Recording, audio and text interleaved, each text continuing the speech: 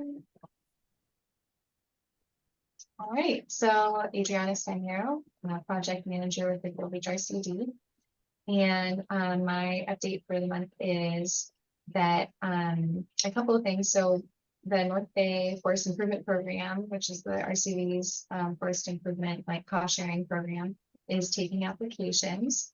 We're taking them through the end of the month for this current batch of consideration for funding. But you can apply at any time throughout the year. It's just that we batch all the applications twice a year, once in September and once in March. And so we're going to be closing the door for this period on the 30th, and then we'll review applications in October and make awards for applicants. So really, if you want to apply, like best if you have, if you're working with a forester, you've got a plan you can reference, and the application period or process is best done with a forester. It's a little complex. We fund all kinds of activities from like pruning, fuels reduction, planting, grazing. We're not doing prescribed fire right now, but we've got quite a few like other activities, and it's a 4-county program, so it's for the whole North Bay. So it's Medicine County, Sonoma, Lake, and Napa. And we've been making quite a few awards in Sonoma, so definitely encourage participation from Sonoma County residents.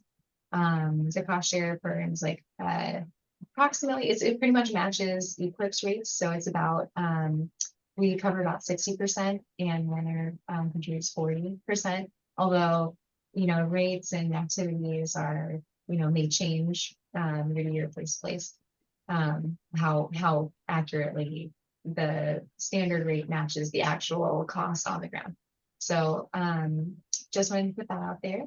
And other updates from us, we're going to be talking about it later in the meeting, but one of my big focuses right now is putting together more educational events and kind of identifying needs from the community on like education and technical assistance. That's because Ag and Open Space and the RCDs have received funding from NIFWF, the National Fish and Wildlife Foundation, to provide technical assistance, grant writing support, educational workshops to the community on forest management planning, watershed protections, activities that protect soil, all in the Russian River watershed. So Kim and I will be spending time meeting with partners, kind of surveying people for what kind of educational support they need and or would like to partner with us on. So again, we'll talk a little bit more about that later in the schedule when we talk about like what kinds of educational activities we want to do with the working group. But that's just something that's on the radar. And then my other update is that we have Rose on top here. She's our new AmeriCorps fellow. She's going to be helping a lot with the first working group. And yeah, I guess Rose, do you want to introduce yourself, where you're from and what you're doing?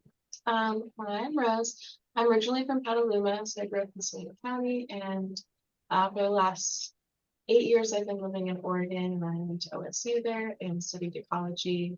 And now I'm excited to be back in Sonoma County and kind of apply some of that knowledge and also learn a lot. I'm a week in, so I'm just in my sponge phase here. She's already been really amazing. I'm so grateful that she's here. So you guys will be seeing her every month and probably hearing from her too as we schedule our events in the future. All right, maybe I'll pass on to Eric. Good morning, everyone. Land Management Planner for Sonoma Ecology Center. And I'll be talking a little bit more later about what I've been working on personally, which is a handbook for principles and practices of vegetation management here in Sonoma. We're really on the uptick as far as getting buy-in from different professionals and getting writing accomplished. And I'll share a little bit more about that later, but very excited about that. For a long time there, it was just me in a room typing away and struggling through how to best present things so that it's accessible language, it's useful, and ultimately creates this awesome resource that we're all looking forward to. So tell you more about that. And then on the other side, just Sonoma Ecology Center has also been working on its fee-for-service defensible space program. So my cohort, Bob Schneider, who started just a little bit after me, has been building out that program and creating opportunities to create healthy, defensible space and work near the house and create healthy native landscapes. You don't have to go out into the wilderness to find them, but can make huge impacts on wildlife, biodiversity, all the things that we really value right there. So that's another exciting thing. Oh, one other thing, we're working with North Bay Jobs with Justice. They're applying for a large grant to do workforce development specifically for immigrant and indigenous workers at vineyards, and they call it El Camino, but it's like a path to get people out of that line of work and more towards tending the land, doing this kind of work that we need so much capacity for, and just something I'm really jazzed about. And we were looking at contracting some trainings with them. So huge forward progress in the county, and I can't tell you all how excited I am to see more of this coming in the next couple of years. Awesome, thank you. And so I just have a question about that defensible space program that you all are building. That's something that's in the works right now and not yet available, or is it currently available? So it's available right now, but the capacity is still relatively low. Bob is building out and working on his design courses. So I can send you more information about that post meeting though. Okay, that'd be great. Yeah, we're also, I forgot to say, like, which our CD is also working with Fire Safe Sonoma, our county's Fire Safe Council, and Safer West County, which is a nonprofit that serves the West County communities in fire safety on defensible space project funded by CAL FIRE. And so we're actually going to we have money to offer to landowners who need financial support with their defensible space. So it's money that they can use to hire a contractor, and they all get financial support doing that. So we're going to be very soon soliciting contractors for that work, and maybe I'll reach out to Bob about it. Yeah, that would be phenomenal. And then also, do you know about the Resilient Landscapes Coalition funding through the Veg Management Grant Program? They basically got some money to do workshops in the next year in different categories. Like one is, a couple are beyond defensible space, but some of it's in the defensible space, and some of it's for workers that are already doing, kind of contracting or I always think mow and blow. That's not quite the right terminology, but kind of traditional landscaping and tiering their skills a little bit more towards the multi-benefit approach. So reaching out to Bob, he's a big part of the RLC on Sonoma Ecology side, but generally a lot of opportunities there. Okay, that's great. That's much all about it.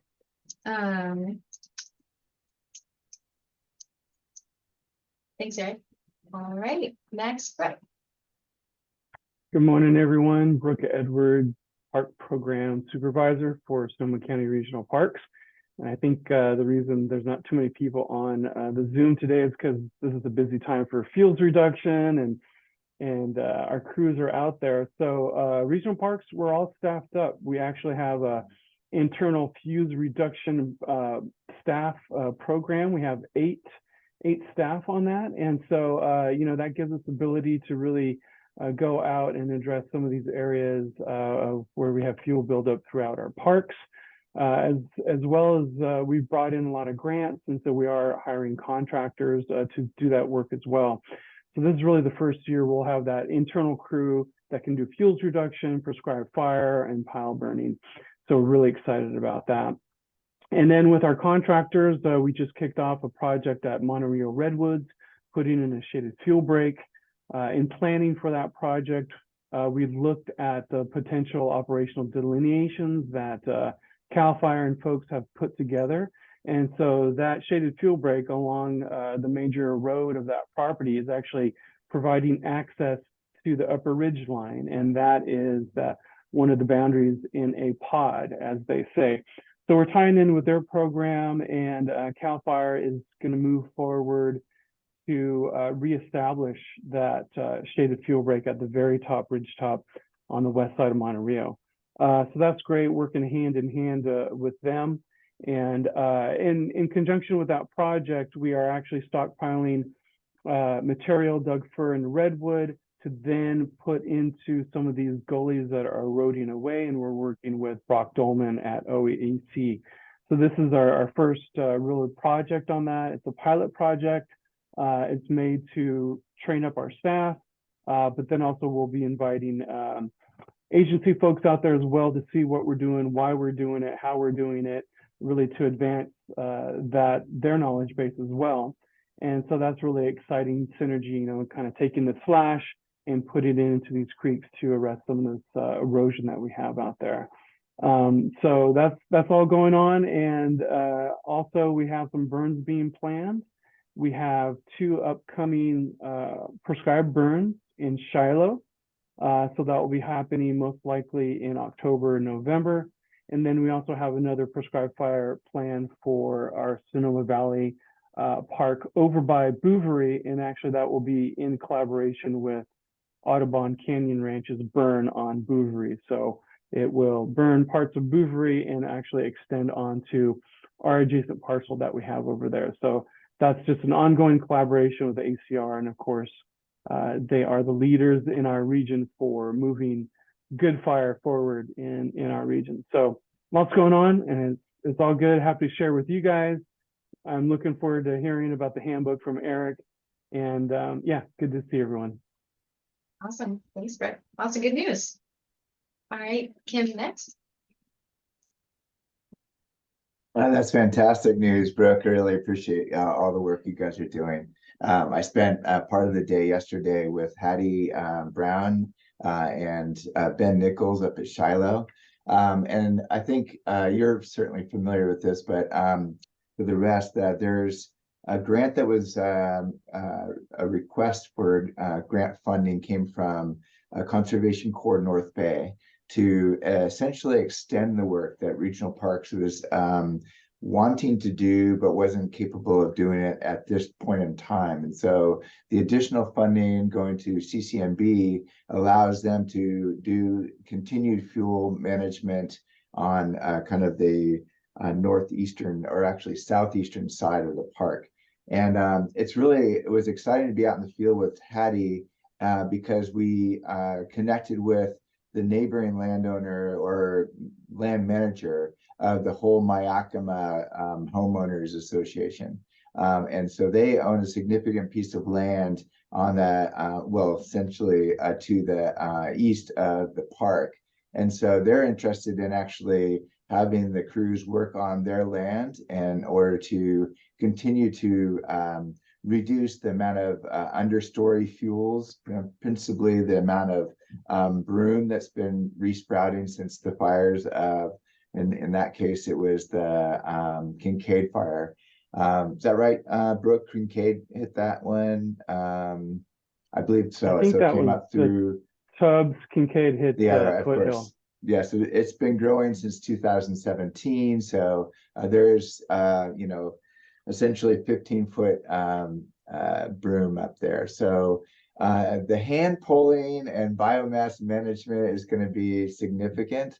But we also saw the opportunity for the CCMB crew to extend their scope a bit so that there is a clear path for firefighters to use between the Mayakama subdivision all the way over to Marquest Springs Road, Marquest Creek, all the way up to Fott Road. So we're going to have them do some vegetation or thinning of some of the trees along the route so that the fire engine could go up and down that case and be able to hold a fire coming from whichever direction it might come. So that combined with the prescribed burns that are happening on Shiloh really provides a really interesting buffer between all those homes and kind of the Wickiup and Larkfield area. So that was really fun to be out in the field and see that type of event.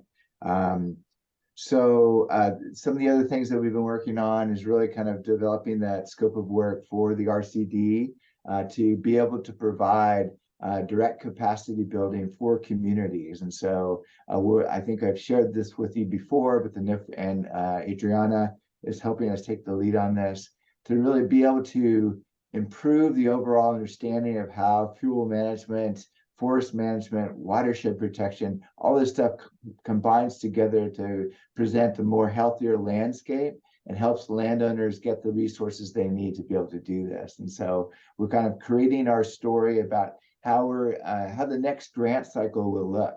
And so we have some exciting things that we're working on. We want to present to the board coming up in November to say, yeah, this is what we think that would be the best use of the funding going forward. And so that's an ongoing task as we try to meet all the proposed strategies that have been developed over the last couple of years. But it's an exciting time, and working with some of our partners like Permit Sonoma and our technical advisory committee, who helps us to really think through what are good ways the county can support all this work that's being done by nonprofits, by state agencies. How do we work together to be able to get this stuff done? So, when I get a chance to be able to share some things, I'll ask Adriana if she could put me on an agenda and do something similar to what Eric's going to do, is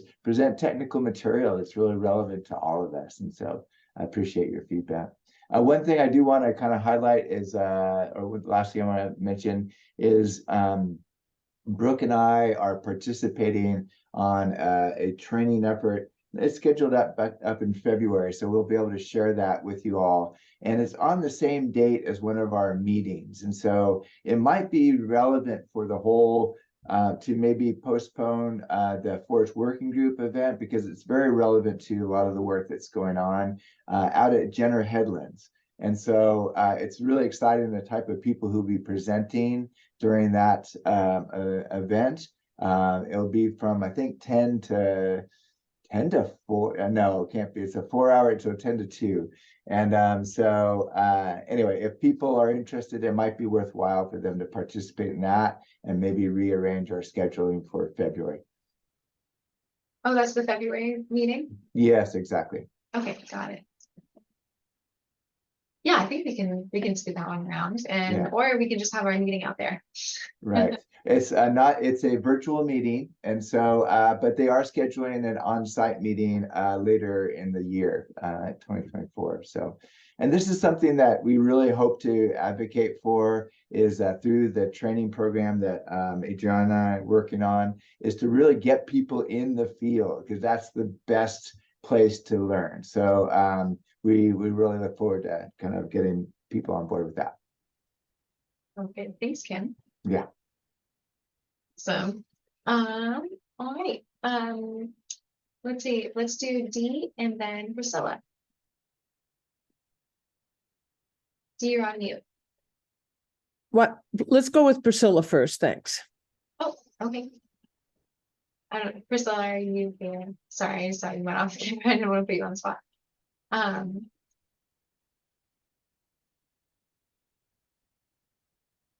So in this section or part of the meeting, we just do a little introduction, and then anything that you might want to tell us about yourself, or like questions that you have for the group.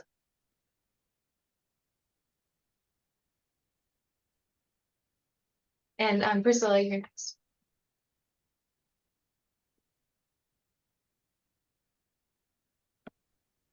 Hi.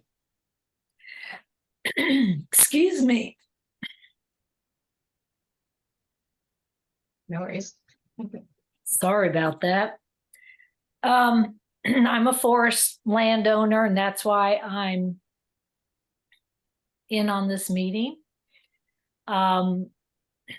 I have a registered professional forester. I have a NTMP, and I just completed a timber harvest. It was fast and furious. It was big.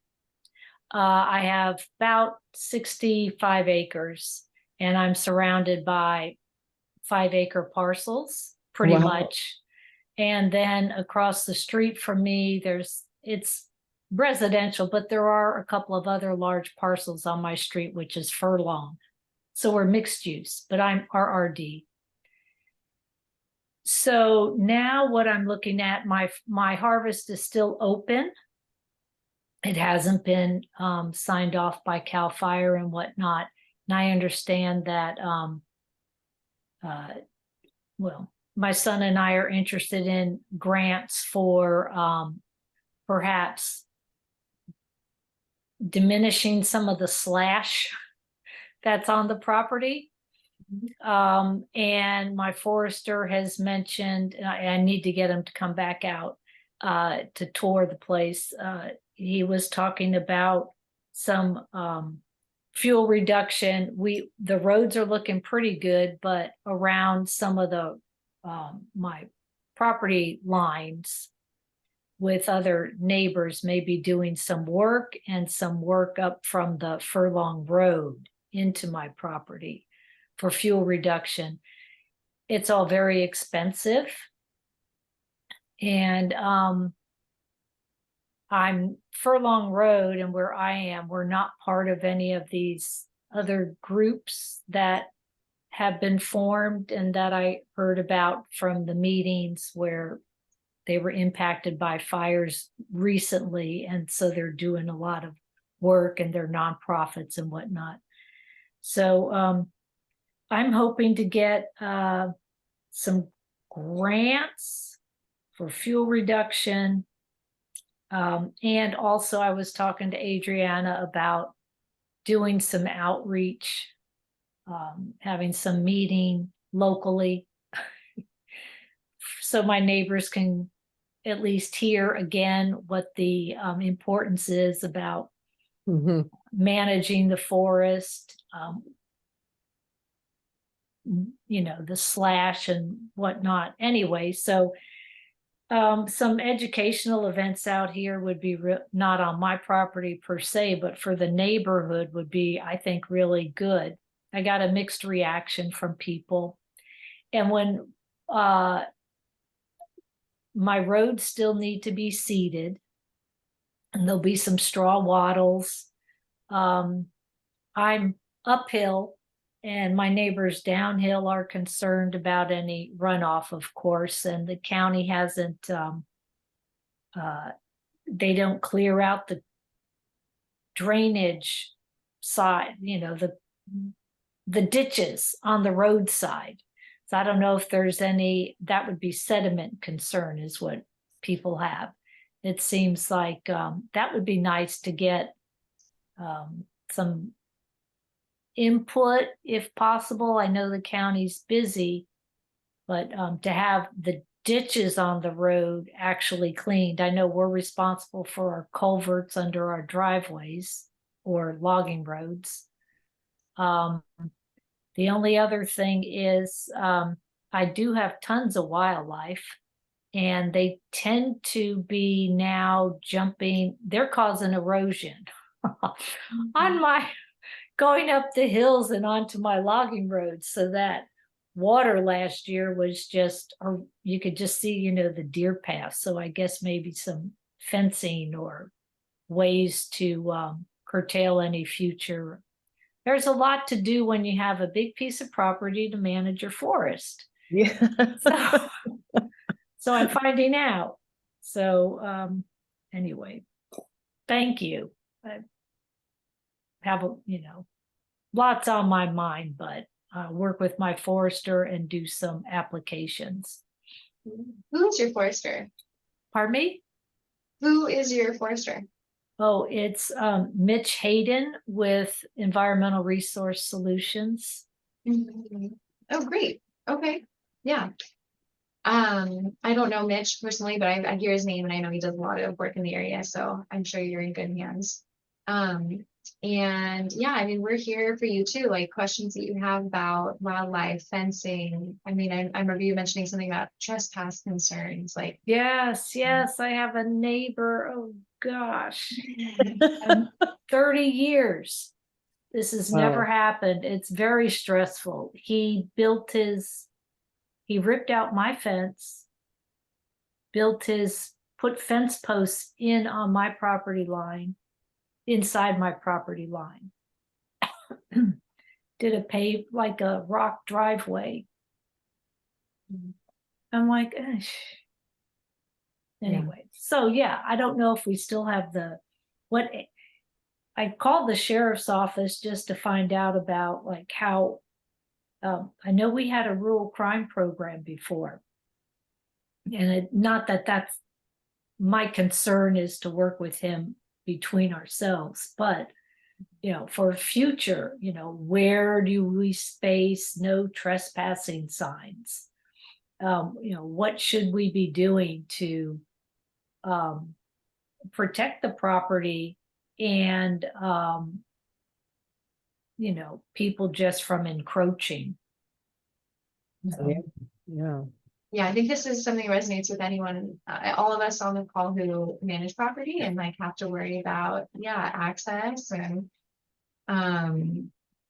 I think that's probably a great question for your forester. They should have a lot of experience with this too. And open up for advice from anyone on the call if you guys happen to have experience with trespass. But yeah, I think it's kind of interesting. I feel like once you do field reduction or you do like work on your property that opens land up, people get interested in accessing it, right? It's like, oh, there's all this space that I couldn't get to before, but now it's open. And sometimes that happens after you've done work, I feel like. Or you discover people have been using the property that you didn't have any idea about because you couldn't see it. That happened too. Well, thanks, Priscilla, for telling us more about this and for raising those questions and issues. And I'll be talking to you more after the meeting. And I think that's also just great that this group knows you and has heard from you. And like, if anyone has any advice for Priscilla, please reach out to her. Do you want to drop your email in the chat, just so people have it? And yeah, stay in touch. Okay, and we'll go on next to Ellie. We haven't seen you in so long. Hi. I know. I thought Good I to- was sneaking in after all of the all of the check-ins. I am very happy to see you all. Also really excited to support Eric in talking about the handbook. Yeah, we've been working hard in the last few months, moving it, kind of moving it along, and I'm really impressed by what Eric's been doing. And with Mary Lee Guinan and Brock at OAEC and Hannah and the folks at Pepperwood and UCCE. So you'll hear about that. But I have 17. Actually, I manage 20 acres here in Grayton, and I've been doing a lot of stuff myself with biochar, and I'm also, the people at Safer West County have been trying to recruit me on their board and to, help with everything that they're doing with fire and fuels management. And so I'm getting more to the point where I can do that. And I'm starting to think about coordinating some of the people along Atascadero Creek and, sort of being part of that team. A lot of us manage a chunk of land that have some really interesting kind of marshy, willowy. I've had people from the RCDs, Gold Ridge, have been through here, and you really can't walk down the creek. It takes an hour to get 100 yards because you got to wander through the willow maze.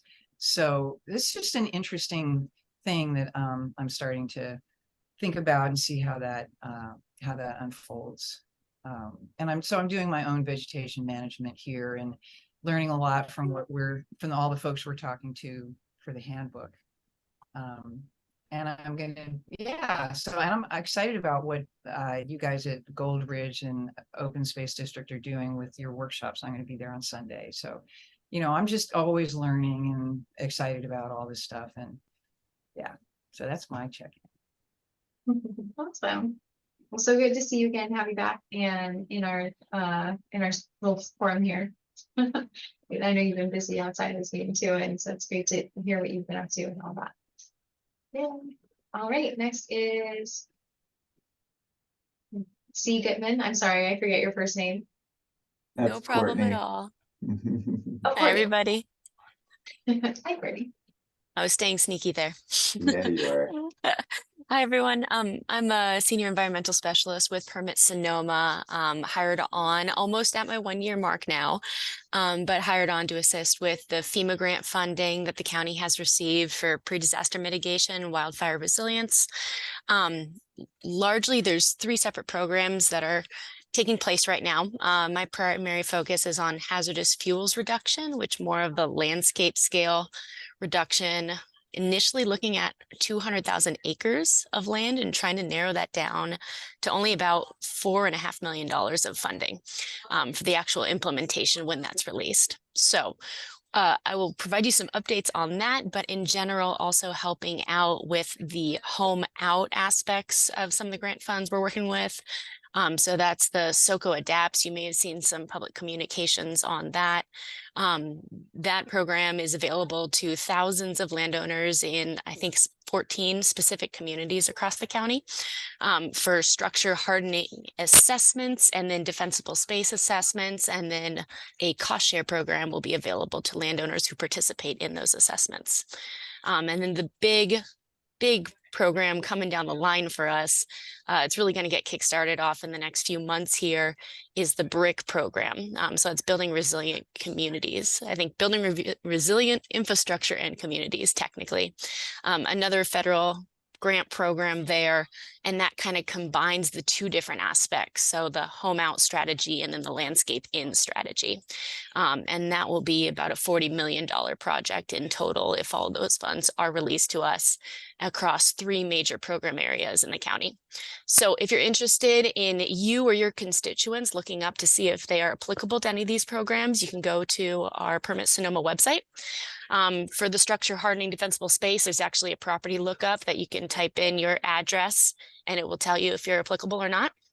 And then otherwise, always feel free to just shoot me an email or send me a call, and I can look that information up for you. I think in general, big things to know of where we are for the hazardous fuels reduction project. That one's been underway for a little more time. We've been in pretty extensive planning over the past year, working with coordination team, working very closely with CAL FIRE and local fire districts, fire departments to identify high priority locations for fuel reduction work. And we decided to primarily focus on infrastructure protection for critical infrastructure and roadside fuel reduction. Because again, $4.5 million, you all know, can get sucked up in a jiffy with this type of work. So with that, we've narrowed it down to 17 projects that we're currently have notified landowners, over 400 landowners across the county. And we're really using the public participation and community responsiveness to us to determine what projects are going to move forward, because it is primarily private landowner based. So it'll be, I assume, around 95% of those project areas will be private lands. So participation and interest is a big thing for us. And then we'll narrow that down to about 6 to 8 projects to actually push forward implementation. And we have also started the CEQA review process for that. So we're going to be nesting all 3 programs under a Cal VTP. It is a big lift. It is a big, juicy document. And we'll be reaching out to some of our partners on the coordination team just to see where there's potential for project overlap, making sure there's no conflicts there, and then just helping to clarify what we see as our path forward on that VTP. I think that's enough. I have to, I'm just probably not grasping it, but this is not the same as the county's vegetation management program. What you're Correct. Separate programs. Wait, which one is this? This is technically the FEMA grants program. It's nested under the Natural Resources Division and then also Fire Prevention Divisions. Is it the BRIC funding? That's one of the 3. Yep. Okay. Oh, okay. So they're all together. Yeah. Interesting. Wow, that's so cool. So, and yeah, okay, very, very important for us to know. There's all these different, you know, Kim's got his VMP, which has a really similar purpose, right? A different funding source. And then PRMD has their very similar program, but different. And yeah, okay. This is good. I should- Absolutely. And on that note, I think one thing that we're trying to do is really emphasize the use of the Sonoma County CWPP and that project entry portal. And I know a lot of you have updated projects in there over the past 2 years as we've been trying to pilot it. But that's where we're going to host all of our information of where our project delineations are too. So we hope that it's a mutually beneficial program for you all to check out as well online of, where are projects, what does that mean if you're looking in new areas or looking for potential project overlap or beneficial I support. think it might be really helpful for Permit Sonoma and I to be presenting kind of an overview of how this all works, because there's a lot of similarities, but there's also some real distinctions as far as the approach. The idea is that we've been trying to work hand in hand so that the program that I'm managing helps fill the gaps that Permit Sonoma is not able to meet because of its federal conditions or the environmental compliance. We have a little bit more agility as being a local grant program. So we're really trying to complement each other and really kind of work with the different public agencies like Brook and regional parks and trying to figure out how do we build and continue to do this work across a large landscape. So we maybe in November we can come back and have a spotlight on that. That would be great. That would be great. Sorry to cut you off. Ellen. Oh my gosh, that's fantastic. And then Courtney, would you mind dropping into the chat some links to the resources you mentioned in your contact so that people can get in touch with them? Absolutely. Yep. And Ellie, did you have a question? Oh, I was just I lowered my hand, but I think Eric mentioned that the Ecology Center is part of the Resilient Landscapes Coalition. And we're, and in general, we started with just defensible space, and now we're expanding our website, and it's Fire Safe Sonoma, UC Cooperative Extension Master Gardeners, the Habitat Corridor Project, and Sonoma Ecology Center. And we're on our second grant from the Ag and Open Space funding to do education about defensible space, and now even beyond the 100 feet. And we've been doing it for 3 years. And I've been working closely with Kara Leone, and so we are a resource, and we've got really a great platform of really positive, like, how do you make your landscape, your home landscape, beautiful, sustainable, and fire wise with the Ember Defense Zone. And so we've got a lot of uptake because we promote the beauty and the ecology as well, and people are really interested in that. So a lot of the fire professionals, we've got a brochure we handed out. So I just wanted you to know that we're doing that. Bob Schneider is the main person now at the Ecology Center who's working on that. So Great. Yeah. Thank you. That's great crossover. Yeah. All right. Sweet. Well, this is fantastic, and I'm glad to see more people have joined. Unfortunately, we're going to have to move off of updates and into our next item, which I'm already a little late for, but it's okay. So next we have Eric Schoohs. He's going to be presenting for us on the update he has for us about the Handbook project, and I'm going to help him screen share. Eric, are you able to do that? Yeah, I can try. I can attempt here. I'm at the office. I was able to get out of the field in time. So let me share my screen and see if we can get it to do presenter mode here. Thanks. All right. Looks good. Okay, so Handbook for Ecologically Informed Vegetation Management is number. We're shifting the nomenclature just a little bit to make sure that it presents what's important with this project. With that,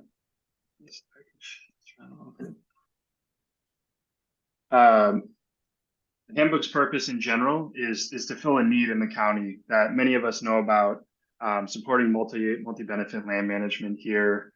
The audience is a lot of the people here in this group, but that are landowners, etc., but also the professionals that they hire and consult and work with And really the core principle that we're pushing forward that, again, a lot of people in this room also identify with, but is not necessarily broadly acknowledged, is that it's possible to manage land for fire risk reduction and fire resiliency, but also ecological functions such as soil retention, water availability, biodiversity, wildlife habitat, all the things that really make the land healthy and beautiful, kind of what Ellie was speaking with in the defensible space as well.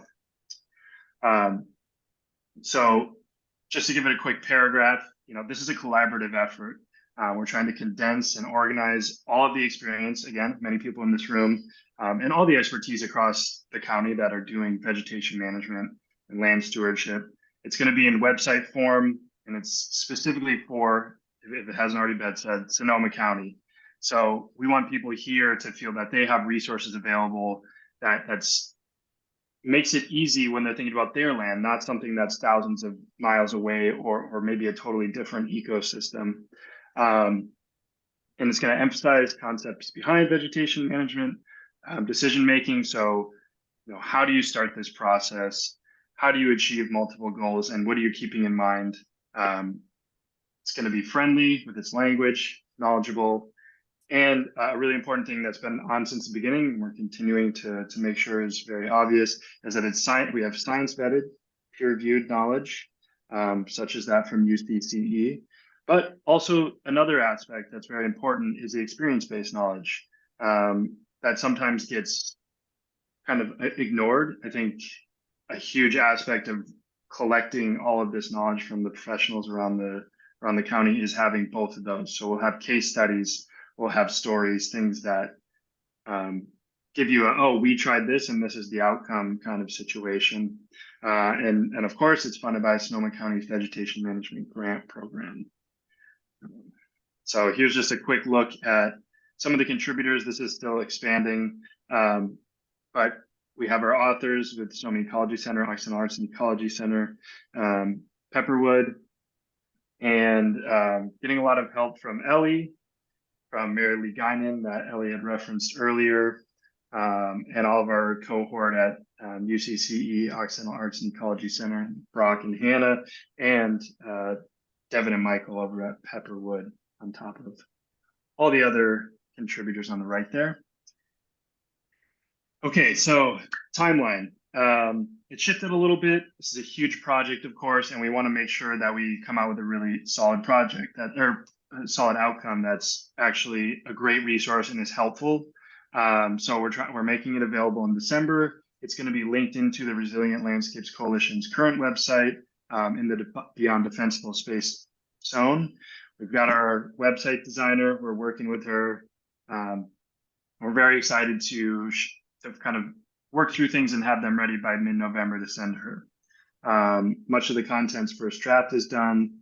We're working very heavily on the weigh-in and build-in, specifically build-in from experts. Of course, we can just get feedback, but we really want everyone that is an expert in the county to feel bought into this. It should be for the people, by the people, and we want it to be useful. So those people are very important. Many of you in this room, see you. So with that, we're going to have 2 convenings in October with the experts, one in mid-October. We're looking at the UCCE has a nice classroom for that. It'll be some sort of hybrid Zoom. We're working on the agenda. And then one at the end of October to kind of finalize a lot of the finer points of vegetation management. As we all know, it's not always black and white, and we want to make sure that we offer quality information. And that will be at Occidental Arts and Ecology Center. And then a third thing that I was talking about Adriana the other day with is doing a collaboration where we get together some of the private landowners, especially people that are part of this group, very engaged, and kind of running through, well, now we've had all the experts look through this, how does it land with the people that we are really hoping it's a useful resource for? And I just want to reiterate right at the bottom here that, this is an opportunity for continued engagement. I'm reaching out to you now, having this little presentation, but hopefully it will be a living document, right? And we'll continue to update, and we want you on board the whole time. Visual website map. So here's all the content distilled down into one image. We have the landing home spot, resilient landscapes. We'll then break down into all of this content, right? And that's within a perspective of what we, like an adaptive management perspective that we would call plan, do, learn. Planning is going to be resources for people. It's going to be approaches. It's going to be really heavily focused on leading with your values and the principles that you care about in the land. And it's going to offer you how to work through the process with that in mind. Obviously, social financial assessments, kind of financial resources, as well as boots on the ground, people you can go to ask for this kind of question or that kind of review or consultation. And we'll have some documents to help do like a land inventory. So you can step on to the next, which is do. It's going to have practices, individual practice sheets. I'll show you a couple quick here. With the concept being they're 2 to 4 pages, they allow for information to be passed pretty quickly and accessibly, but in PDF form, so you could take it out in the field if you want. And the final aspect being learning. This is an iterative process, and we want to make sure that people are understanding that building your relationship with the land here will be all about observing and adapting and doing it again and again and again, as we all have been a part of. So I wanted to show just really quick a couple of examples of projects or of practices that we have been working on. So we have nesting bird surveys, just to see, this is a standard template, right? So we have kind of explanation of what this is, disambiguation.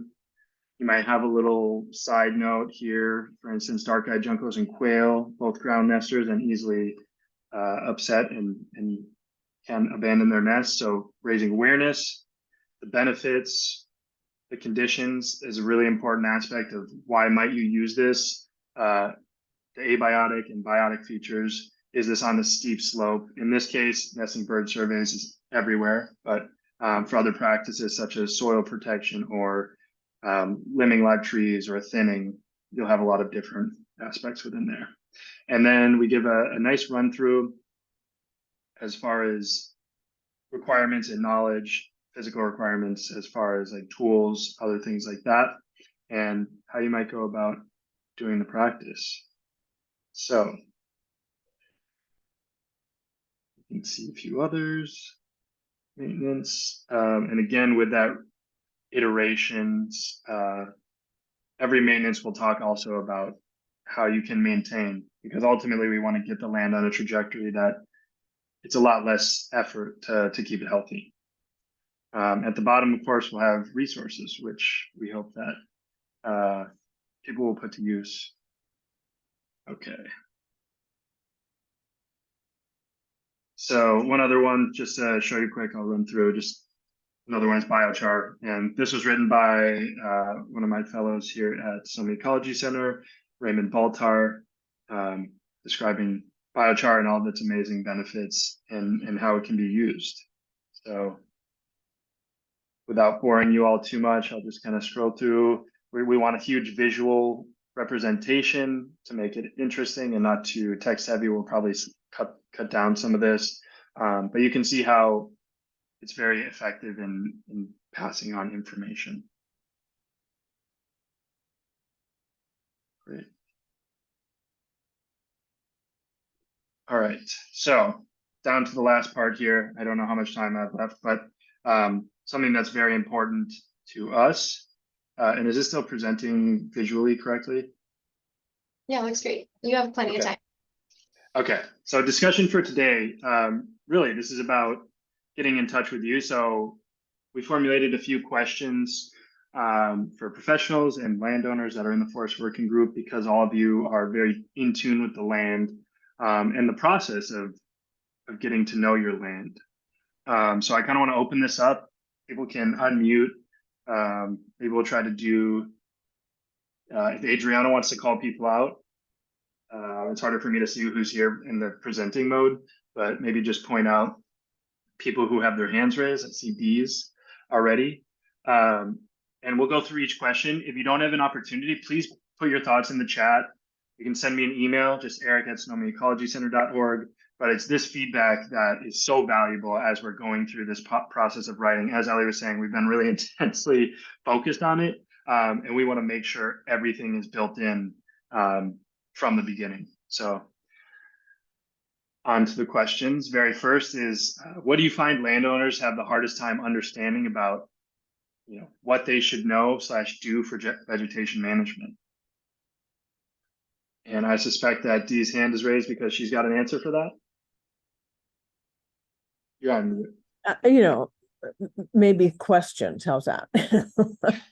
But I was wondering, because I think that the terminology is critical for people that they don't understand the language that we know and use all the time. And even among us, there's different, ways of defining things. And so I did talk to Eric and Caitlin and others, I think also Marilee, about a glossary for the landowner, so that it's easy. It's not a scientific definition, but it's an accurate definition. So that's what I'm asking about. And also, is it going to be available in Spanish? That's a good question. I've been thinking about that, and I know you can do online translations, but as far as like a dedicated translation that's accurate and not just a website, there's no funding right now for that, but I do perceive that as being future oriented, especially at the beginning of the conversation. Before everyone showed up, talking about working with organizations like North Bay Jobs with Justice. They're doing a lot of development with immigrant and traditional and indigenous workers. And so this content can be very helpful there. And I think translating it is a high value. On the other side, a glossary is at the top of our mind. It's kind of sitting on the side right now as we are trying to focus on the main development, but I would like to have a conversation with you because I know you've written up a glossary and that is prevalent. So, Yeah, it's a draft. So I'm looking forward to talking with you about it and refining it and seeing if it's useful. I mean, because I made it so that landowners who ask me, have some references. And anyway, we can talk about it. Thank you. I'll send you an email. Okay. Fred?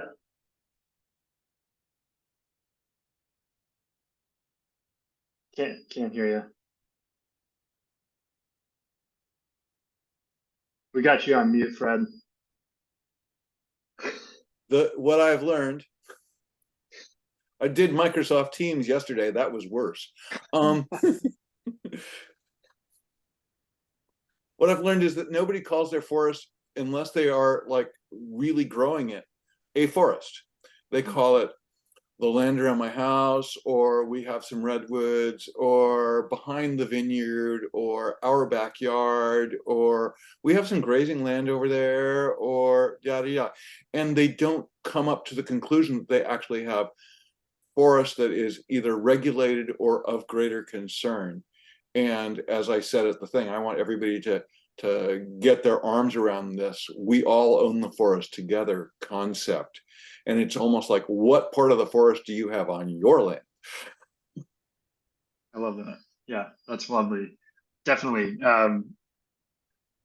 We use the word wildlands, but anyways, ecology starts right out from the house. So really acknowledging that we all play a part in it is huge. Lovely.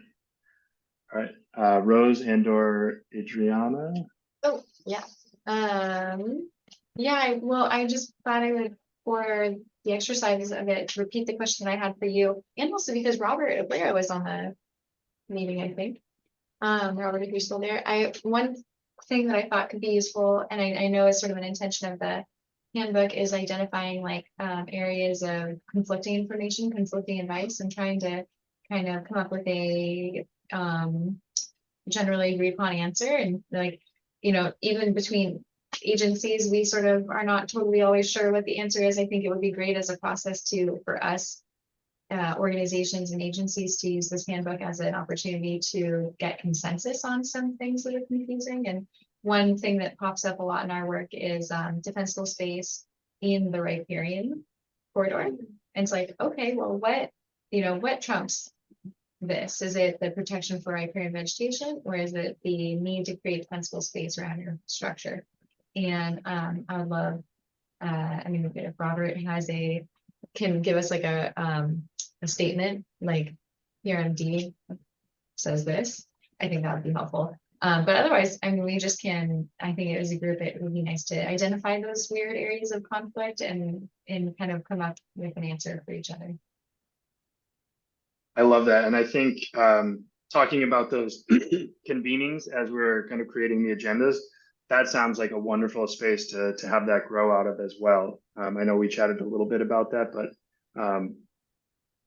I think it's right there, right? We could make that with little effort with what we already have. So great idea, Adriana. Brooke? I think one of the hardest things landowners have understanding is actually, the vision for their forest and what it looks like now and what the end goal is, which is why, of course, workshops are so important, is that, you get them out to look at what you actually did on the landscape. And that gives them that visual. They can walk through that landscape and see how you've thinned things out or you've manipulated that forest. A lot of times on workshops, people are really eager and excited to get out and look at things. And when they get out there, they realize, oh, you have this list of decision-making points, and you've thinned out this forest and you've reduced this fuel load. It's just that experiential tangible knowledge that they get from the workshop. So I don't know, it might be beyond the scope to put together some kind of visual glossary, perhaps, of some of these, I guess, desired forest stand characteristics. And it could be simple stuff like, a picture of a mature oak woodland with dug fir, dog hair thickets all around it, and then a picture afterwards of, a lot of those firs removed. And because you can see that mature oak's been there for hundreds of years, and it's really those dug firs that have encroached. So I think the more you can provide visuals like that, especially, before and after, I know it's hard to capture that type of activity in a photo. It's very difficult. I've failed many times, but that's just a suggestion. Yeah, if you have any right off the top of your head, like that's part of what we're starting to reach out with people for is visual representations of things. And encroachment is definitely a huge one, especially done for encroachment. But in general, when we're thinking about thinning, we're thinking about all these things. We also have a practice for encroachment of woody species. So if you have pictures, I would love to connect with you, and of course, happy to share that, give you the photo credit, as they say on Instagram these days. But those are the most useful resources that we want to bring together here. So thanks for that, Brooke.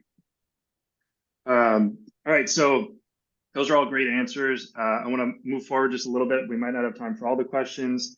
But I think number 2, we just talked about conflicting advice, and it comes up a couple more times in here. But really importantly, what are some of the stewardship topics that you find people are getting conflicting advice on, or you personally feel that you're getting conflicting advice on? Love to hear your answers on that. I'll go ahead and jump in since I'm unmuted. I think some of the conflicting advice is, we talk about shaded fuel breaks and reducing fuel loads and stuff like that. And I think sometimes landowners that haven't done this work, they think, or maybe they get the wrong information, that this is going to actually stop a fire. It's going to prohibit a fire from burning their landscape. And one, obviously, that's not what's happening. What we're trying to do is reduce that severity, that intensity of the fire when it does come through. But also, I think also they need to understand the larger context of their land within that region. And so, you know, the idea of putting in shaded fuel breaks, they're not going to do the job. Those shaded fuel breaks have to be connected to other shaded fuel breaks on adjacent land, and then prescribed fire needs to be applied to those shaded fuel breaks, and you need to extend that reduced fuel load zone. And so, you know, one of the things is the shaded fuel break is just the first step of just a multi-stage process that's really going to take decades to get to. And so they need to understand that this is kind of a long learning process, and it's really tying in these reduced fuel loads to the larger landscape, because having a shaded fuel break, as well as it might be if it's just out there in the middle of you know, very overstocked lands, it's really not going to do much. So I think providing them the full context of how they need to work with adjacent landowners and other agencies to really extend the effectiveness of what they're doing on our property to that larger landscape. And the idea is that, you know, for reducing fuel load specifically, you know, what we're trying to do is when that fire comes through, we're going to have more trees that survive that fire, that the whole forest is not reduced to ash, that we have you know, usable wildlife habitat afterwards, and that those trees that make it through that fire will, you know, reestablish tree limbs and things of that nature. So I think that larger context is helpful for folks to understand how their property maybe fits into that larger landscape. Yeah, wonderful. Thanks, Brooke. That's certainly on the top of our minds. This is Fred, I'm gonna jump in for just a second. What Brooke said, only plus maintenance. Definitely. I love that. All right, just for the sake of time, I'm going to jump forward. The next one I think is really important: informational resources that you wish everyone already had. Of course, we have some of these linked in, but I think you can't hear enough about resources that people swear by to make sure, you know, whether it's to keep them in line or as a guide or on specific topics. But feel free to link those in the chat as well.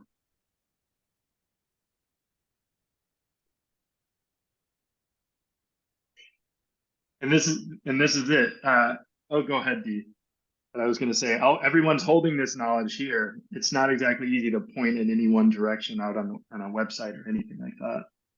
I think that the comment that Fred made could definitely be in the FAQ section, that we all own the forest. And I put something more specific in the chat, but I just can't emphasize enough how important what Fred said.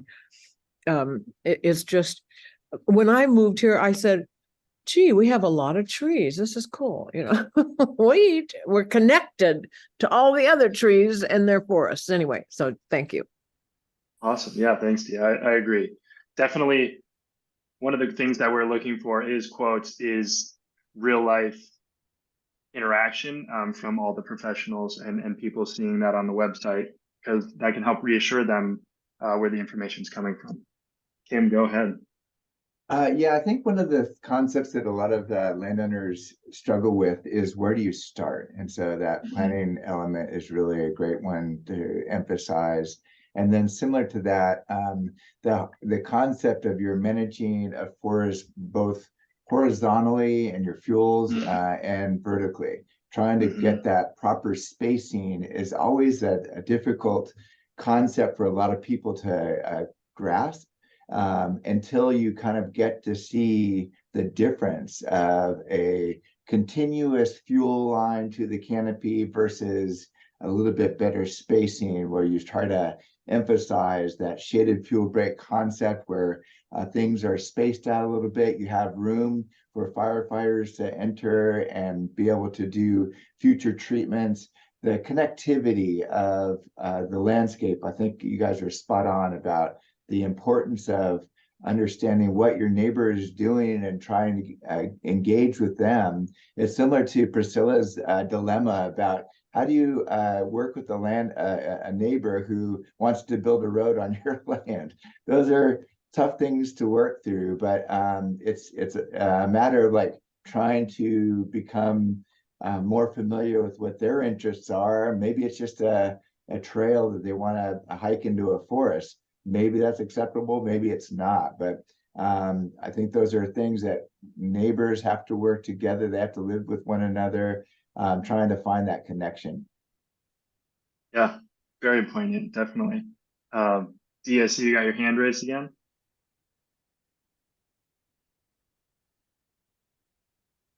Oh, No, I didn't lower it, sorry. okay. All right. For the professionals out there, but also everyone else. Also, Adriana, I want to do a time check. Do I maybe have like a few more minutes or?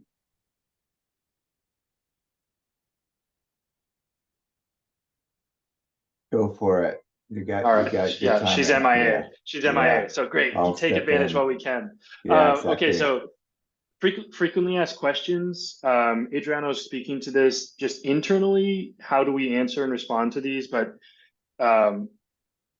you know, there's this kind of goes into the second question as well. But is there any frequently asked questions that you feel like, oh, I hope this is answered and responded to very specifically or very poignantly?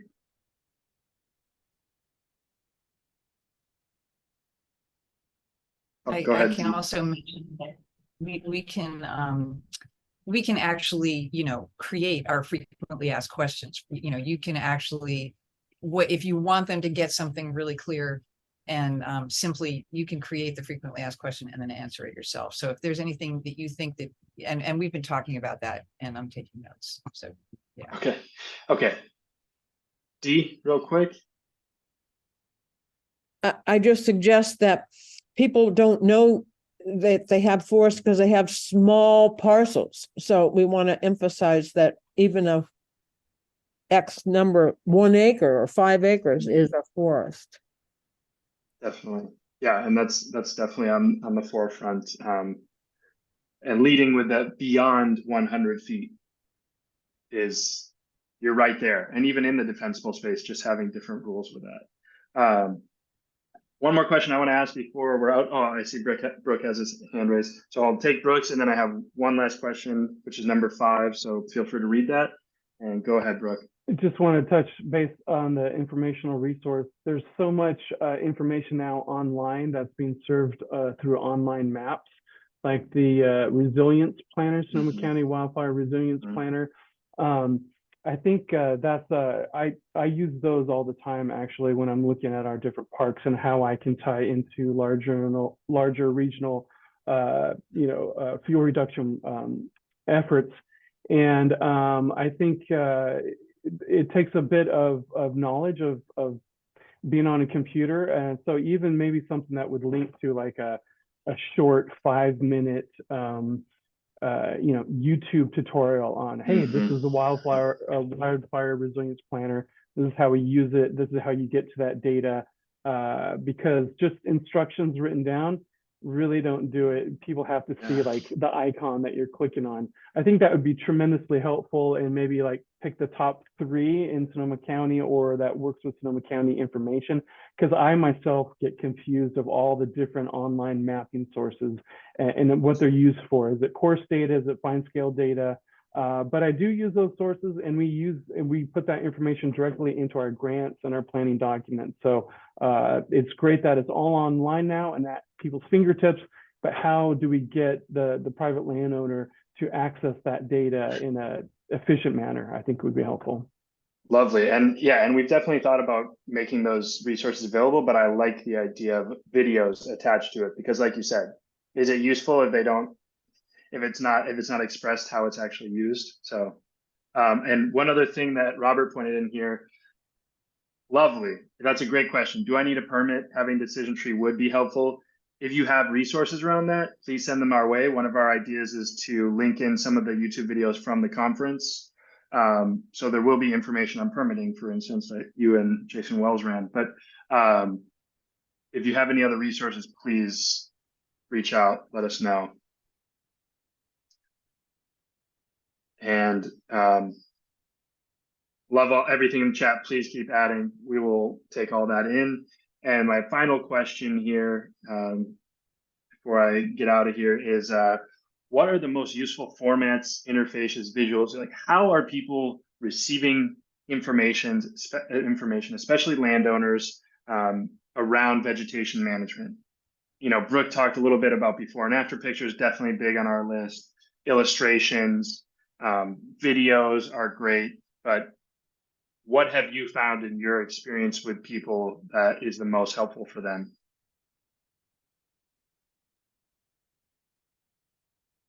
I think workshops and events are really helpful to get people started, and then if they can go home with something written that kind of captures what they learned at the event, that's usually a pretty good one to punch. Awesome. Yeah, thanks, Adriana. That's very poignant. I think simple case studies of folks that are converted, that have moved out into the forest because it's so beautiful, and they definitely wanted to steward the resources, but then they realize really what they have is an unhealthy forest, and how they went through that learning process, kind of turning the skeptics into active forest managers. I think that's powerful because I think it helps other skeptics read about that, and then maybe they go back and assess their forest in a different way. Taking those skeptics into active forest managers, I think, is helpful. Definitely lovely. Yeah, case studies is high on our list with landowners, and I don't know if we have anyone who is converted. If you know people that you recommend, but certainly I'm totally blanking. Ali, we just talked about her yesterday. Very well known. She comes to this group sometimes at the conference. She lives in Mark West. Oh, Lynn Garrick? Lynn Garrick, yeah. Lynn Garrick is like someone that we would like to work with to get a case study written up as well. So definitely on our minds, but if people have, I think a big thing is what Brooke was talking about is there's resources everywhere, but they are somewhat disparate and they can be hard to find. And what people think is readily available isn't necessarily easy to find. So part of this whole process is if you have something, send it to us, even if it's redundant, better that we at least see it again to make sure it's in there versus missing out on any information that will be useful to the broader scale community here. I think you should always consider posting the Sonoma County Forest Conservation Working Group's site as a pretty good collection of materials that Adriana has helped organize, and is provides a good list of different resources that are available, as well as the CWPP. Well, and that's actually kind of funny because I was just thinking like, yes, I appreciate that. And then also like, I was like, maybe we can get some of your resources and put them on to the working group's website. And then I was like, oh, but and then I remember, Kim, you guys are for the county developing a website on vegetation management, or maybe a few web pages. I shouldn't say a whole website, but a few web pages. And so that might be something else for us to talk about as a group, is like, how many times do we need to have the same information in different places? Redundancy can be really good. But also like maybe we should just know and have a plan to be redundant instead of it just happening. I don't know. Yeah, that's great. And I mean, something I'm thinking about too is we're going to have this information here and it'll get updated here and there. But like a list of ongoing activities would probably go through like the RCD or something thereabouts. And I'd love to link that in because it's like, now we have all this information. What do I do with it? Lovely. All right. I'm going to cut off here, and I see everything in the chat. Great ideas from Dee, Fred, thank you. I think a lot of those questions are, we're thinking about how to add in these little pop-up informationals in boxes, etc. And those questions are phenomenal.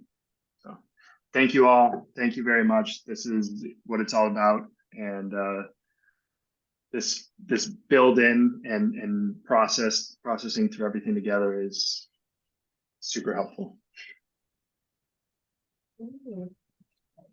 Oh, that's great. I'm so glad we had time for that. And thanks. Feel free to come back again. I know you only have a couple of months before you want to get this shipped out, but let us know if you need time to bounce ideas again. Certainly. And maybe I'll if we have specific asks, I'll reach out to you about getting them in an email for the group. And Eric and his team are totally on the hook to be able to show up to our workshop. So we anticipate them coming and presenting updates and being able to provide people with the resources, because the interaction with people, I think, is really going to be the key to all of it. Absolutely. And I wanted to, and now I can see the chat. Dee, we're doing our best to have capacity to print things off and have things accessible offline as well. Maybe we can have a little bit of a chat about that as well when we connect, but it is on our mind as well. Yeah, there's a lot of landowners that don't use computers or don't know how or whatever, so. Okay, I'm sorry, I'm gonna turn to the next part of the agenda and also just kind of like check in with you guys. So we have 45 minutes-ish, or we have less than 40 minutes. And I had a couple of things in mind. I was thinking, one was I wanted to get some input from you about our calendar of events for the fall and maybe early next year. I might be able to do that in 8 minutes. That'll bring us to 11:30, and then after that, I have a presentation from Brock that's pre-recorded that he already gave to Fire Safe Sonoma. But I was looking at it and I was like, oh, I remember this group was saying like, hey, we want to like hear more about belly stuffing. We want to hear more about like what OAC is doing in terms of their forest management approach. And Brock has made this like really holistic, great presentation. I was like, let's show it. Brock's right now in Cape Cod on vacation, so he couldn't come, but he's happy to present again another time. So knowing that it is pre-recorded, I was thinking like maybe we can watch some of it. Like if we don't get to see the entire 30 minutes, we could still watch some, and then I could give you the link and you can finish it on your own later if you want to. Does that sound okay? Yeah. Okay, cool, great. So we'll just start with the events really quick, and I'll share my screen. So we have a couple of really great events coming up this weekend. Actually, it's too bad that there's not more time in between now and then, but Pepperwood is doing this workshop called Stewarding Forest for Wildlife and Fire Resilience this Saturday.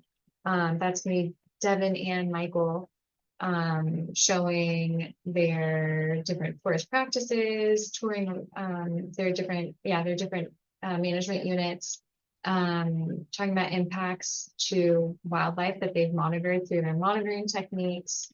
Pepperwood burned twice in wildfires, and they're going to look at the impact of the wildfire on the land and also their plans and progress using prescribed fire.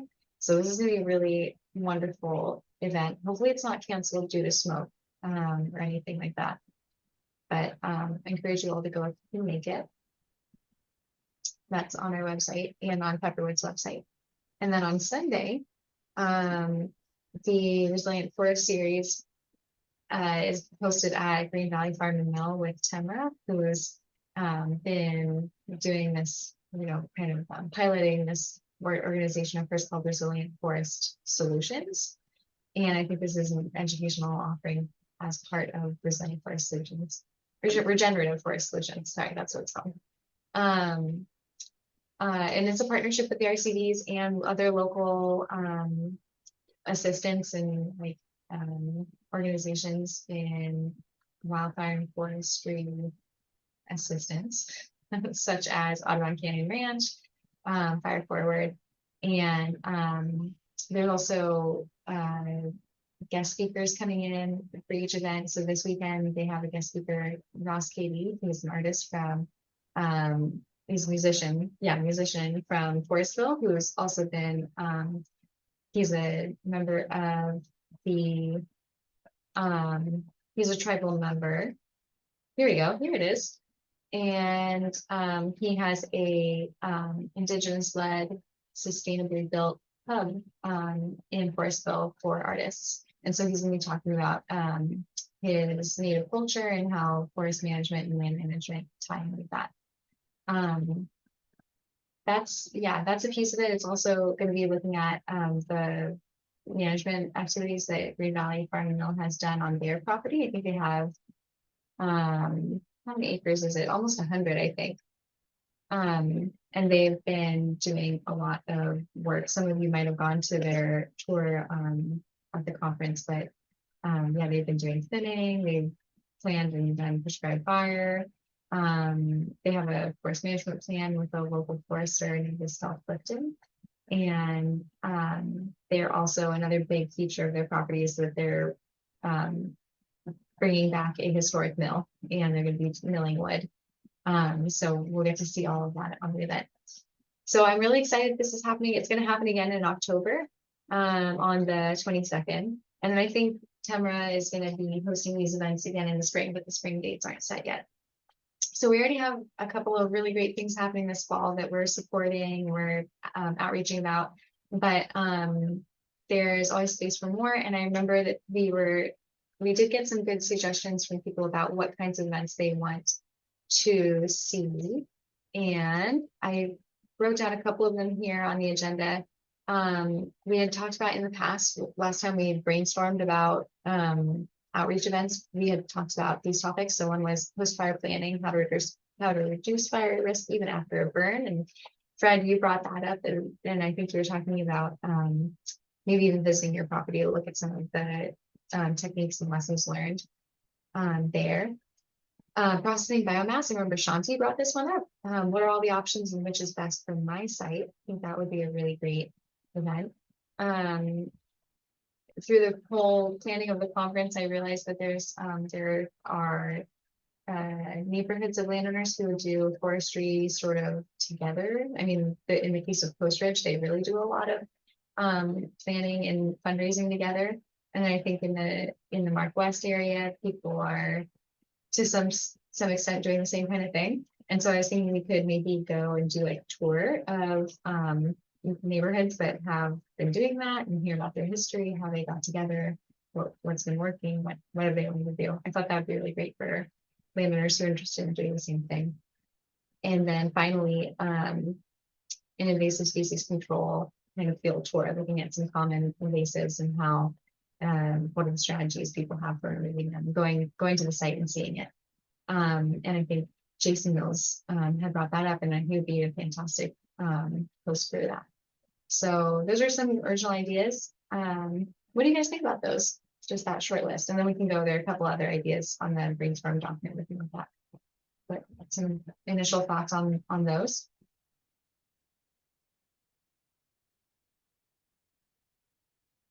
Do you have your hand raised? I think they're all just fine. I do think that we should brainstorm what are the priority needs of information for us for the next year, like what's happening, what's forecast, and then can we fold in some workshops, tours, or brown bags, or even just presenters that pertain to the temporal, time now. So I just suggest that we try to make that a priority.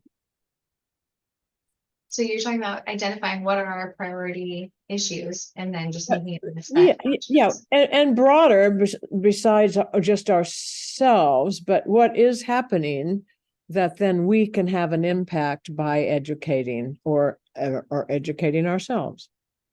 Okay, very good. Yeah, we can make that part of our process. Any other thoughts before we talk about that? I actually think the question about, riparian, working in the riparian zone is important. And I haven't been keeping up with, I just went online to what Robert had posted, and it still leaves a lot of questions. Like you can do this and you can do that, but there's so many in between things that aren't covered in that document. So I think it would be really great to see 2 or 3 examples of where it's done right, and also where nothing's been done and how could we do it. Mm-hmm. Okay, good idea.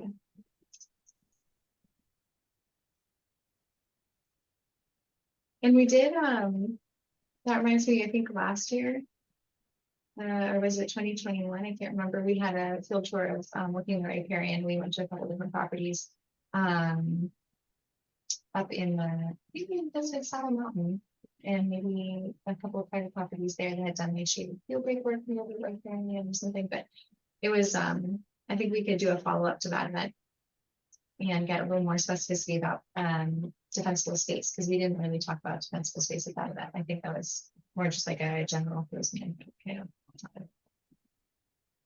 Thanks, Lily. Any other thoughts about that list of events, or any other events that you'd like to see? I just had a real quick thought about, I think a lot of times we see things that are already done. If there's any opportunities for like a practicum workshop, or like a workshop where you see the process as it's happening, even if it's just like maintenance of a space that goes pretty quickly, but people can see what the process is. I feel like there's a little bit of a disconnect between, we talk about what's going on, but we don't actually show the action. So, anyways, not sure if there's anything there, but Yeah, no, totally. I think that would be great. And I'd like to follow up on that. And I think that's kind of what the Resilient Forest series is going to be trying to do, is that they are really including a field component where you're going out and seeing their forest and the different management styles that they're using, and having that discussion as they develop their shaded fuel breaks and some forest management practices that people can replicate on their own land. So I think I like the idea that that's something that getting people on the ground, seeing what it looks like, ask those questions about the look and feel of a particular treatment. I love that. And I'm thinking specifically too, is thinking back to the North Bay Jobs of Justice, working on the workforce development, is if we can have those that are also like train the trainer type events, can only build the capacity as well. Mm-hmm. Sounds great.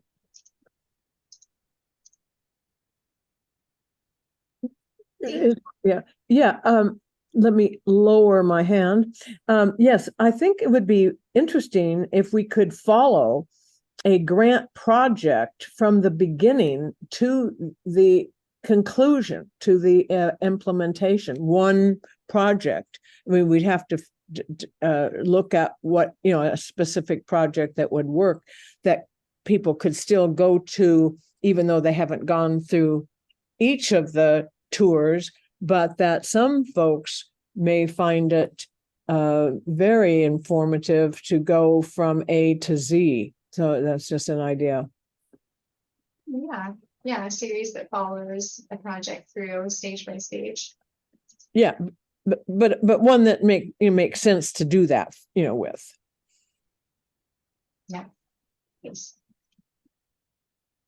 Okay, cool. That sounds good. I think maybe I would like to spend a minute thinking about Dee's suggestion that we kind of go over what our priorities are for the year, like what we think are the most important issues, and then just make sure that these events or other ones are hitting those priorities.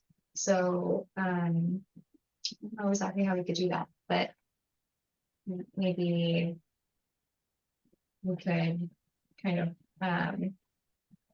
just shout out like the things that you think are important right now. And I feel like fuel reduction techniques are important. Knowing what to do with all the material after you've done the project is pretty important these days.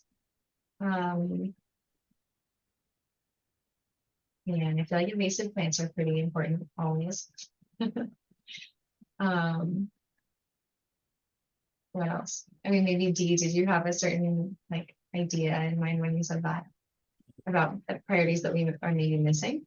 No, I was interested in hearing from other people what they know about the priorities, either for their own organizations or from what they read in the media, or, but to try to make our time here relevant to the time now. So that's all. If it doesn't resonate, that's fine. But I just thought that might be salient. Like perhaps the situation with the fires, the wildfire safety mechanisms that we put in place since 2017, and what do we need that hasn't been done? That's one suggestion.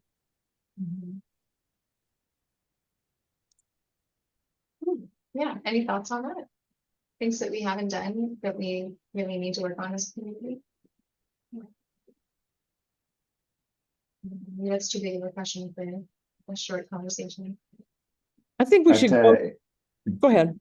In response to Dee's question or comment, I think there's we could probably ask Steve Masurchek or John Mack from Permit Sonoma to be able to share with us kind of the improvements the county has done on the communications between and services that are out there that are monitoring wildfires and things like that. There's a whole list of things that have been created since 2017 to help inform people of when to evacuate, when the PSPS activity is going to happen. I think Kincaid was a great example of how we were able to respond to a certain threat, like the Kincaid fire coming into Windsor. People were able to evacuate pretty quickly, so that was really well coordinated.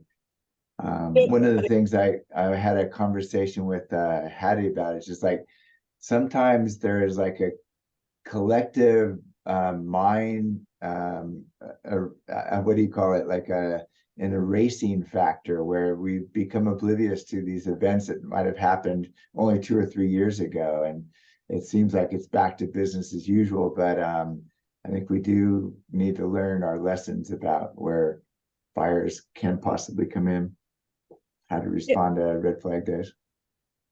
Yeah, I think, thank you for supporting that, Kim, and you said it well.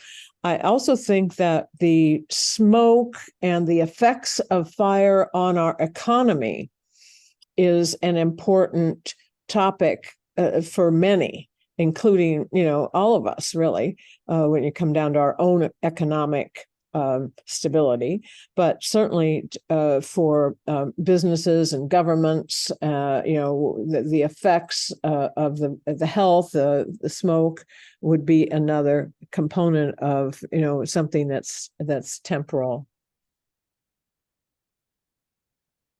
Wow. Okay. Well, thank you for that feedback. I'm wondering if I should go ahead with scheduling these events, or if we need to spend a little more time thinking about what our priorities are. I mean, I feel like maybe for this fall, if I could put together, 1 or 2 of these, that would be good. And then we could do more of like a more in-depth, like priority check process for next year's events. That could help us like really think about what are our priorities and make sure we're offering the best things for next year. Also, certainly the follow-up to the conference, the topics that we learned, I think you've suggested we're going to have a little gathering to look at what we learned and what we need to do next, right? Yeah, great. That's a good one. Yeah, I think we did have a lot of overlap with the topics that we had already identified as important, but I'll make sure that there weren't some higher priorities. I have a quick question. I'm not sure if this has been covered or discussion around it, but it seemed to come up at the conference to some degree is like, who do I hire? And I'm just wondering if this group has thought about how we might, help create a long-term workforce. Like what can we actually do? Because a lot of people in here obviously are working on the funding development and creating availability for people to hire these groups, but how are the programs working? There is the SRJC's program, but again, it's a little bit, it's only so large. Yeah, I realize maybe I'm obsessed with the capacity building, but it doesn't feel like it's quite there. And I'm always curious with all these awesome people in this room what we can do. Absolutely. That's a great one. Yeah, that is a great one. Great. Okay. Thanks everyone for that. I think now, and if you have any like other ideas about workshops, please send them my way. I also feel like I got a lot of ideas from that discussion with that Eric had about the handbook and some of the common questions and things that people need. There's probably a lot I can look back on there and dig through. So thanks for that. And Eric, you and I can talk more about collaborating on some of those offerings in the future. So let's see, I think at this point I wanted to make the video available for you guys. Let's see if I can do this, and I'll put in the link for anyone who wants to watch it later. I can also email this to you.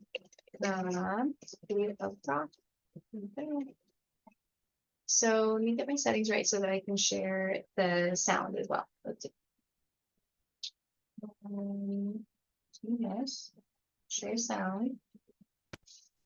Okay, let's see. I'm gonna advance it forward because there's some kind of preliminary stuff that I think was more from Fire Safe Sonoma. And here is, I think, kind of getting into the meat of Brock talking about the property in Occidental that he manages. So we see. Aggressive.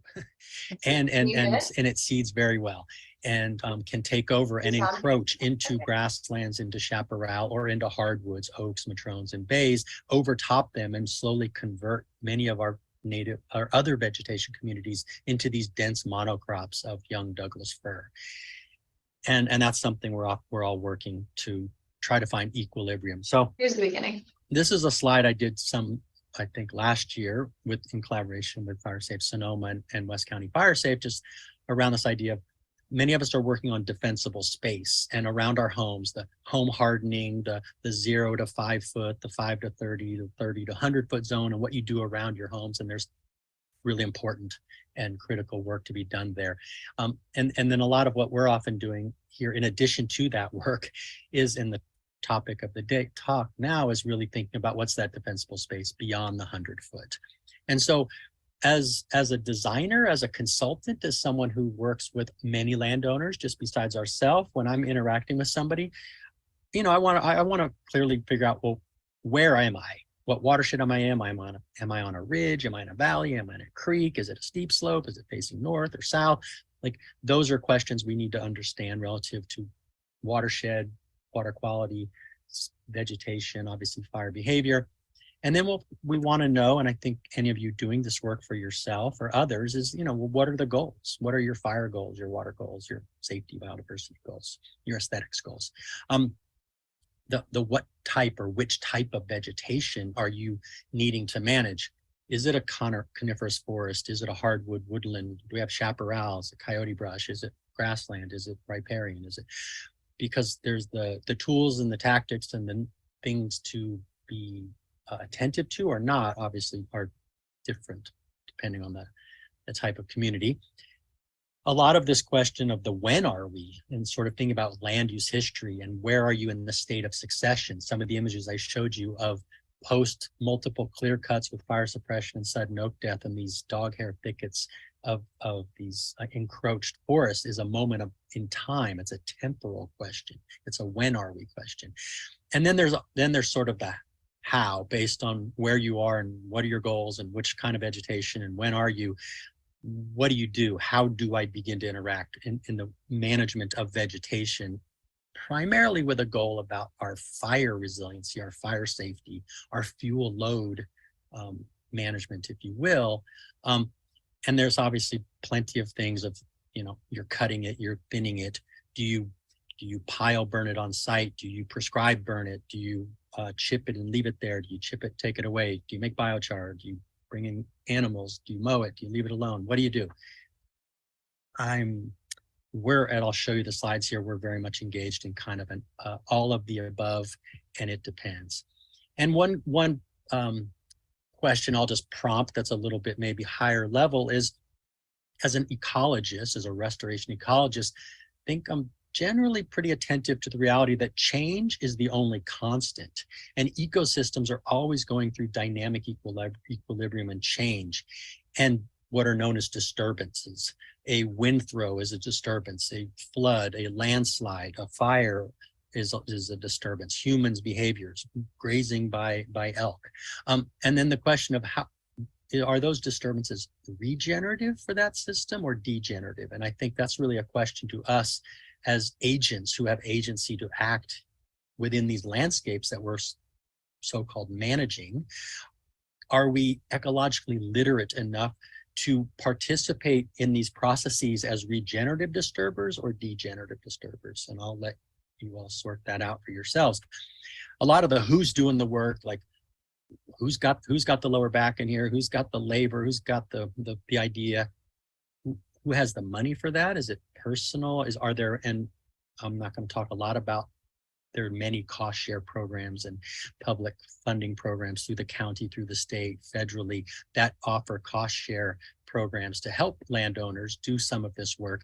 And then also in that labor question, I'll address some thoughts about a just transition around workforce leadership and education and training. And again, the humility stance says all of this depends, and it's really kind of up to us and you to figure ask these questions first and then come up with a suite of answers that are consistent with your goals. One of the ways that we've done this at OEC, and I know we'll put I think Rick will put a link in at the chat at some point, is we worked with the state and the federal government through CAL FIRE and the Natural Resource Conservation Service, and put together a forest stewardship plan, what we call a wildland stewardship plan.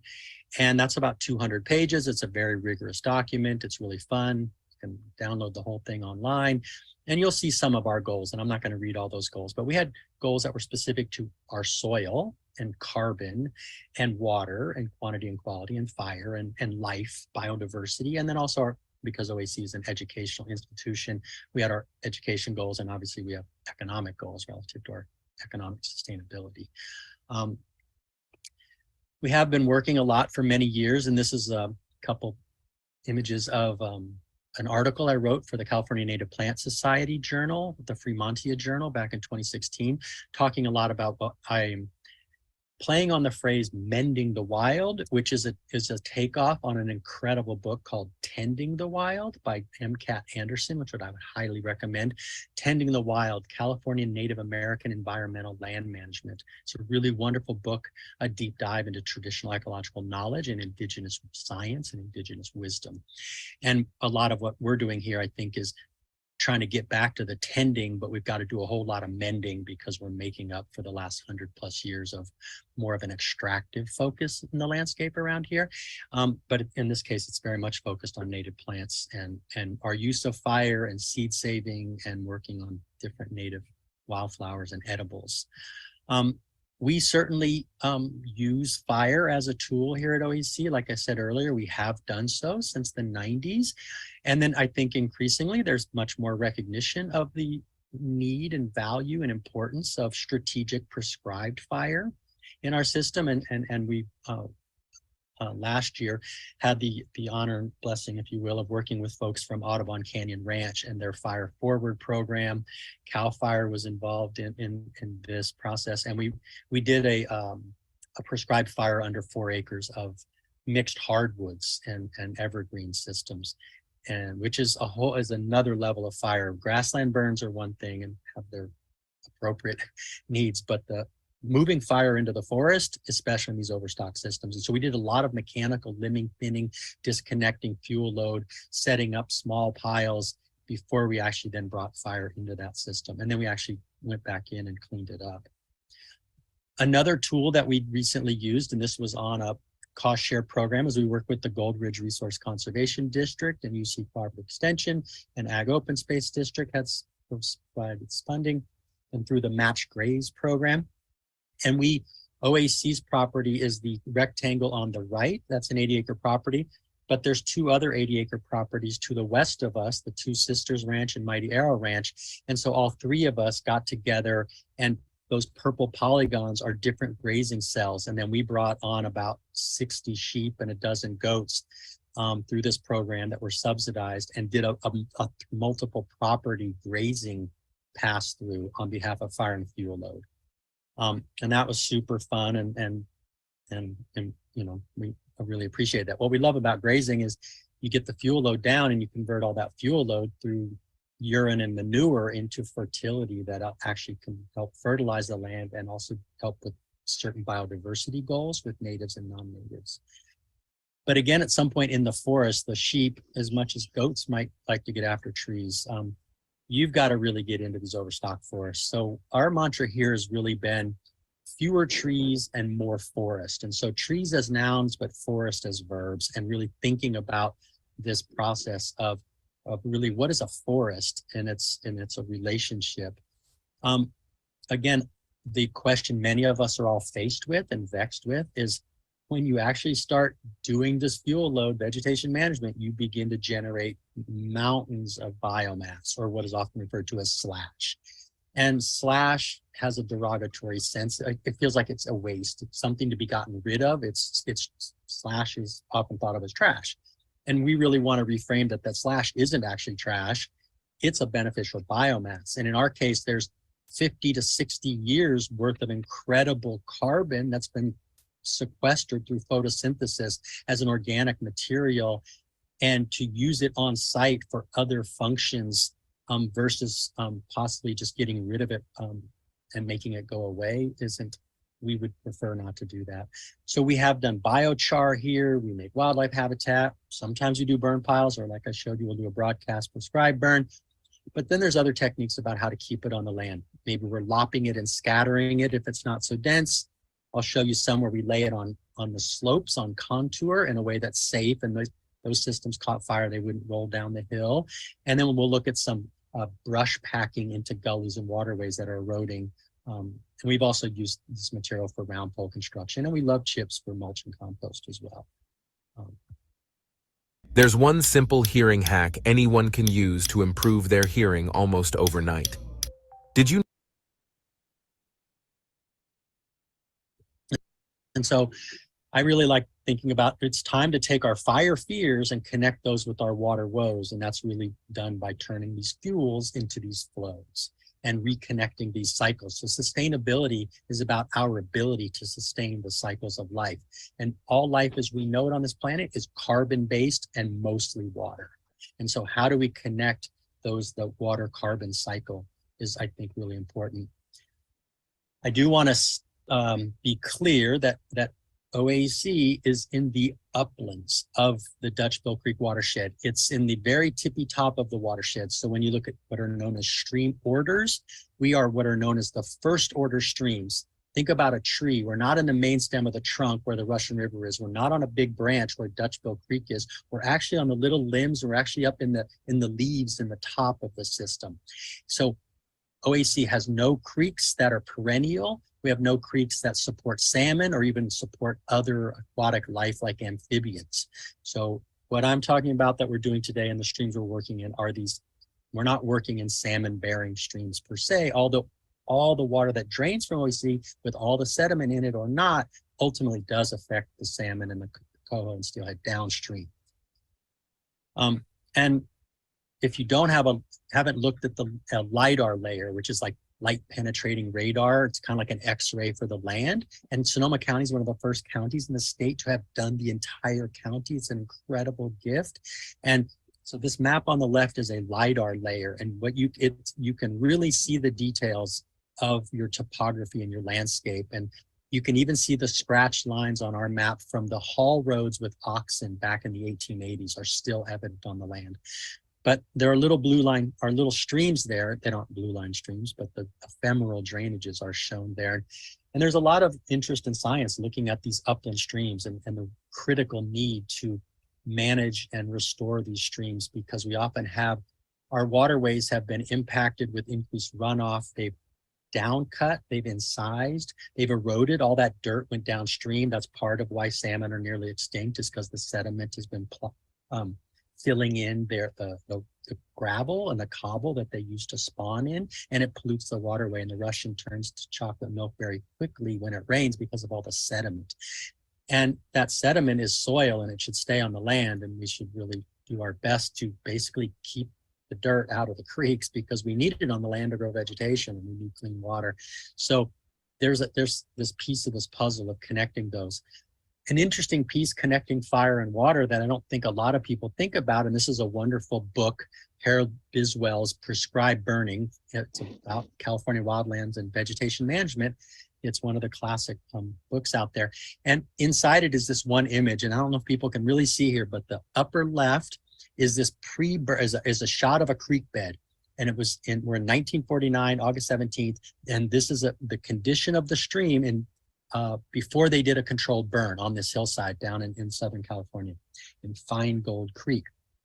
And then they did a burn on that hillside, and basically just about a month later, look at that system. There's even somebody swimming in the creek. It's amazing. And what this talks about is this idea of forest and vegetation and how vegetation uses water through evapotranspiration, which is really important and can humidify atmospheres.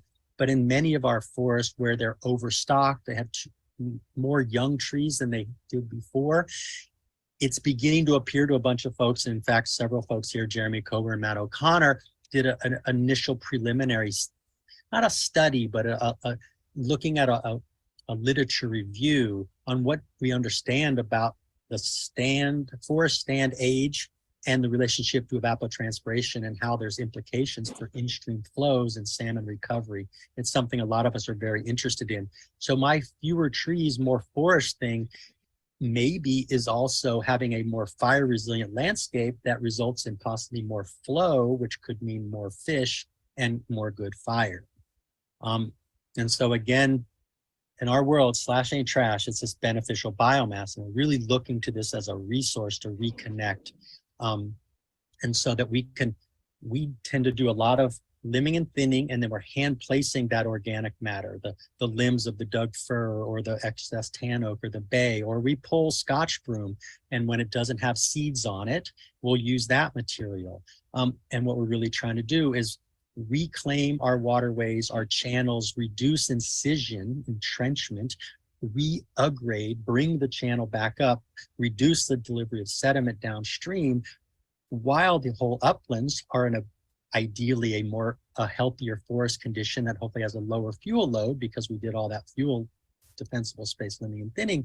And that again, that material we've now placed into the waterway where it gets a bunch of organic matter and gets moisture on it, and then it actually composts in place, sequesters all that carbon, the tree roots grow into it, so the trees that remain are healthier because I just gave them a composting water holding sponge, and then we can slow the flow and produce cleaner water all simultaneously, right?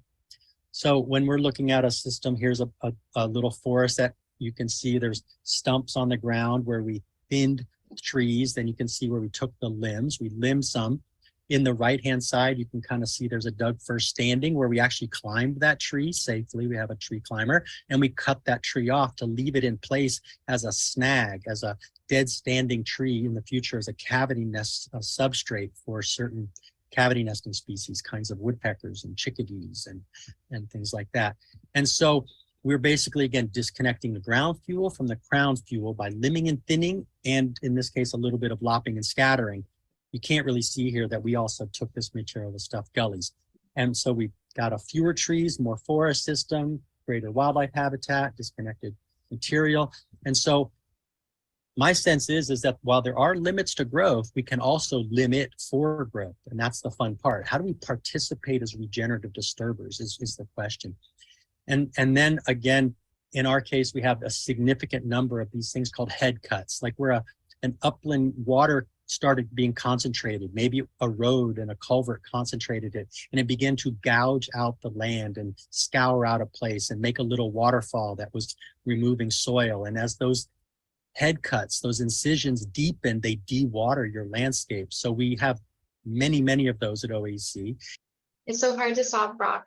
I could listen to him all day, but it is noon and I want to let everyone go for their next thing on their agenda. So I'll make sure that you have the link to this video and you can keep watching it to learn more about how Brock and the Occidental Arts and Ecology Center has been taking their vegetation and kind of using it on the land, like a whole system approach. It's really neat. Yeah, thanks everyone for coming this month. We had kind of a funny agenda, I feel like, with a little bit of this and that, and didn't manage my time super well, but that's okay. I'm just glad to meet new people and have you guys here. And then next month we're actually gonna have a great speaker. It is Christina Rizka.